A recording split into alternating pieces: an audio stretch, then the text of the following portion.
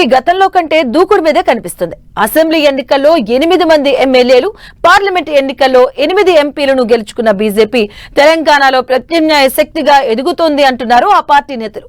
ఓవైపు ప్రజా సమస్యలపై పోరాటం చేస్తూనే మరోవైపు పాలక పక్షాన్ని ఎండగడుతూ అంటున్నారు. ఇక ఇప్పుడు రాష్ట్ర ప్రభుత్వం ప్రజాపాలన విజయోత్సవాలు నిర్వహిస్తున్న సమయంలోనూ బీజేపీ నిరసనగా హైదరాబాద్ లో సభ నిర్వహించింది. అయితే ఈ ఏడాది కాలంగా బీజేపీ ప్రజల పక్షాన పోరాడటంలో సక్సెస్ అయిందా? ఇక నిజంగా తెలంగాణలో ప్రత్యామ్నాయ దిశగా అడుగులు వేస్తుందా? Have a look.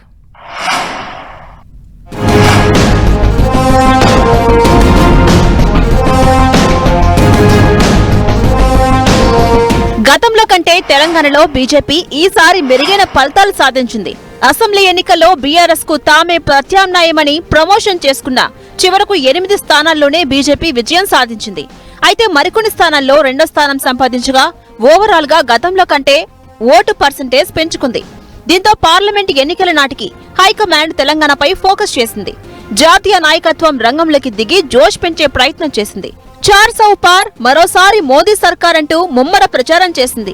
పార్లమెంట్ ఎన్నికల్లో రాష్ట్రంలో వార్ కాంగ్రెస్ వర్సెస్ బీజేపీగా మారింది.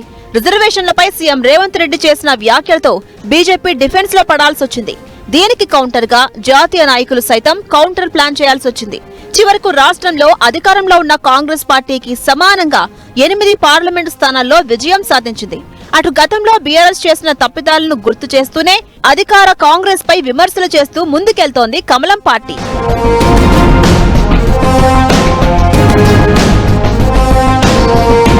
అమలు కాని హామీలతో అధికారంలోకొచ్చారంటూ కాంగ్రెస్ నేతలపై మొదటి నుంచి విమర్శలు చేస్తున్న బీజేపీ హామీల అమలు అజెండాగానే అధికార పార్టీని ఎండగడుతూ వస్తోంది. హామీల అమలుకు రేవంత్ సర్కార్ పెట్టిన 100 రోజుల డెడ్ లైన్ పూర్తి కాగానే విమర్శలకు పదును పెట్టింది. రుణమాఫీ, రైతు భరోసా, పెన్షన్ల పెంపు, ఉద్యోగాల భర్తీపై నిలదీస్తూనే ప్రభుత్వ అవినీతి అక్రమాలపై ఆరోపణలు చేస్తూ వస్తున్నారు బీజేపీ నేతలు. ఓవైపు గత బీఆర్ఎస్ వైఫల్యాలను గుర్తు చేస్తూనే అధికార కాంగ్రెస్ పై విమర్శలు చేస్తున్నారు.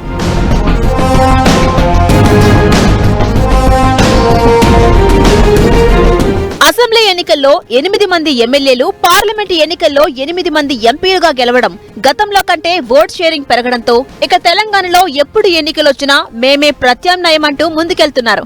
అయితే అధికార పార్టీతో సమానంగా పార్లమెంటు ఎన్నికల్లో ఎంపీలను గెలుచుకున్న బీజేపీ ఆ స్థాయిలో పోరాటాలు చేయడంలో విఫలమైందంటున్నారు కేడర్.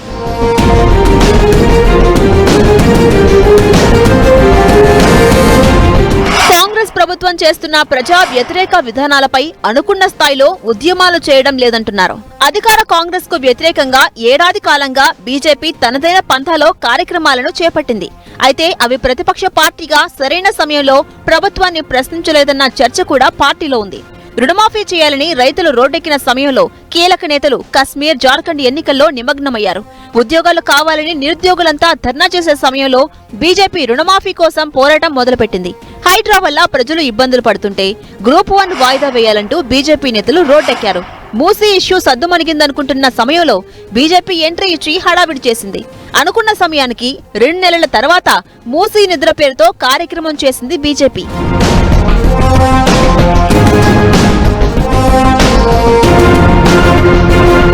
ఇలా బీజేపీ చేస్తున్న కొన్ని మిస్టేక్లకు కారణాలు లేకపోలేదంటున్నారు రాజకీయ విశ్లేషకులు. ఓవైపు జాతీయ నాయకత్వం ఇచ్చిన కార్యక్రమాలు, మరోవైపు పార్టీ ప్రతి 3 ఏళ్లకోసారి చేపట్టే సభ్యత్వ నమోదు కార్యక్రమం అంటున్నారు. అంతేకాకుండా ప్రజా సమస్యలపై పోరాటంలో బీజేపీ నేతల మధ్య సమన్వయ లోపం కూడా ఓ కారణమంటున్నారు.